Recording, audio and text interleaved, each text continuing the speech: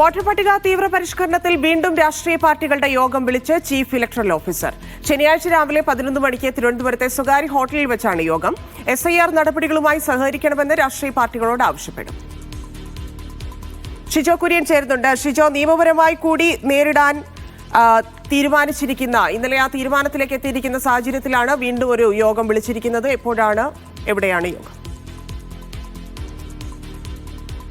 തന്നെ നമ്മൾ അതിനെ അങ്ങനെ തന്നെയാണ് കാണേണ്ടത്. കാരണം തീവ്ര വോട്ടർ പട്ടിക പരിഷ്കരണത്തിനെതിരെ സംസ്ഥാന സർക്കാർ ഒന്നടങ്കം അതിനെ നിയമപരമായിട്ട് നേരിടാൻ വേണ്ടിയുള്ള കൂടിയാലോചനകൾ കഴിഞ്ഞ ദിവസം തന്നെ സർവകക്ഷി യോഗം വിളിച്ച് എടുത്തിരുന്നു.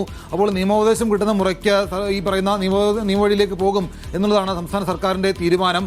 അതിനിടയിൽ കൂടിയാണ് വീണ്ടും ഒരു രാഷ്ട്രീയ പാർട്ടികളുടെ യോഗം chief electoral officer doctor Rathan U Kelkar വിളിച്ചു ചേർത്തിരിക്കുന്നത്.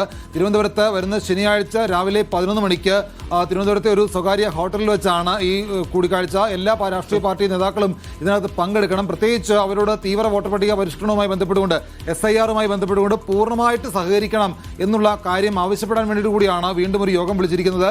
ഒരു തരത്തിലും ഈ പറയുന്ന ഒരാൾ പോലും 2002 വോട്ടർ പട്ടികയിൽ ഉണ്ടായിരുന്ന ഒരാൾ പോലും ഇതിൽ നിന്ന് പുറത്തേക്ക് പോകില്ല, ആരെയും ഒഴിവാക്കില്ല. വളരെ സുതാര്യമായിട്ട് തന്നെയായിരിക്കും ഇത് ചെയ്യുക.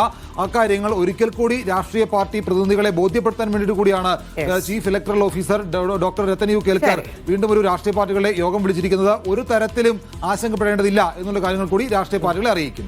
ശരി ഷിജോ, പക്ഷേ യോഗം വിളിച്ചിട്ടുണ്ടെങ്കിൽ പോലും കഴിഞ്ഞ ദിവസം തന്നെ വ്യക്തമാക്കിയതാണ് സർക്കാർ കോടതിയിലേക്ക് പോകുന്നു എന്ന്. കോടതിയിൽ പോവുകയാണെങ്കിൽ അതിനെ സപ്പോർട്ട് ചെയ്യുമെന്ന് പ്രതിപക്ഷവും പറഞ്ഞിരിക്കുന്ന സാഹചര്യമുണ്ട്. അപ്പോൾ സ്വാഭാവികമായിട്ടും അവിടെയും ആ എതിർപ്പ് അറിയിക്കാൻ തന്നെയാണ് സാധ്യത.